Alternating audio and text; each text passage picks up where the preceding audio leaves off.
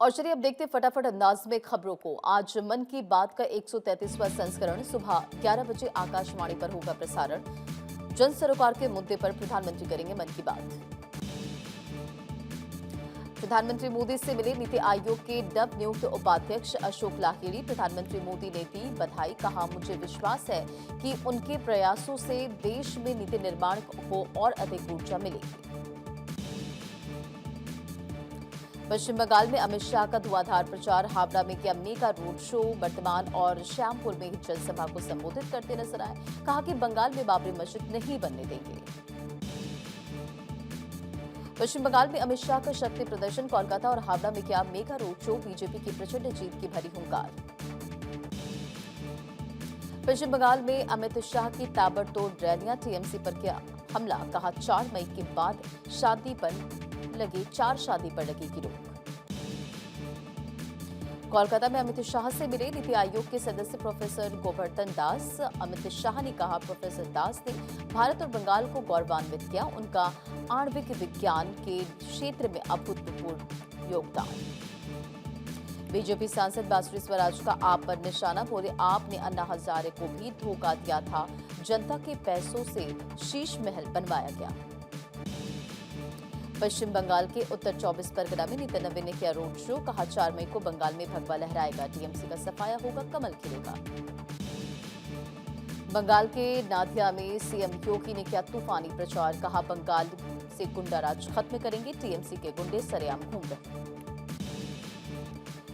भिवानी से बंसीलाल यूनिवर्सिटी के दीक्षांत समारोह में शामिल हुए सीजीआई सूर्यकांत। छात्रों को दिए मेडल और डिग्री। संबोधन में कहा जजों के जजमेंट में नहीं होता एआई का इस्तेमाल।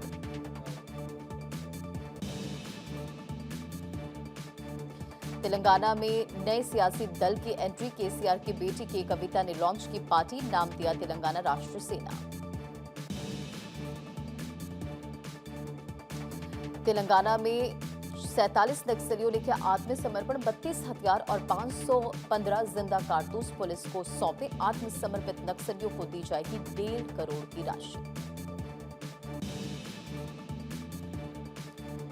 दिल्ली पुलिस ने मुरादाबाद में अवैध हथियार फैक्ट्री का किया भंडाफोड़। 3 आरोपी गिरफ्तार, सरगना फरार। भारी मात्रा में हथियार भी बरामद।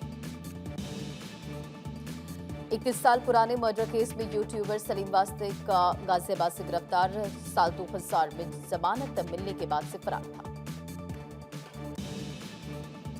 जम्मू कश्मीर के जोजिला पास में एवलांच की खबर। कई गाड़ियां 8 फीट बर्फ में दबी। रेस्क्यू जारी। 28 दिन में दूसरी घटना। नोएडा एयरपोर्ट से जल्द उड़ानें शुरू होंगी। रोजाना 60 से 70 फ्लाइट की योजना। 17 शहरों के लिए शुरू होंगी फ्लाइट। चंडीगढ़ में सीएम नायब सिंह सैनी से मिले अमृतसर के व्यापारी। मजीठ मंडी के व्यापारियों से सीएम ने की बात। सीएम सैनी ने कहा सरकार हर कदम पर व्यापारियों के साथ। पटना में सीएम सम्राट चौधरी ने नीतीश कुमार और ललन सिंह से की मुलाकात। राज्य के विकास कार्यों को लेकर हुई चर्चा। मंत्रिमंडल विस्तार पर भी बात।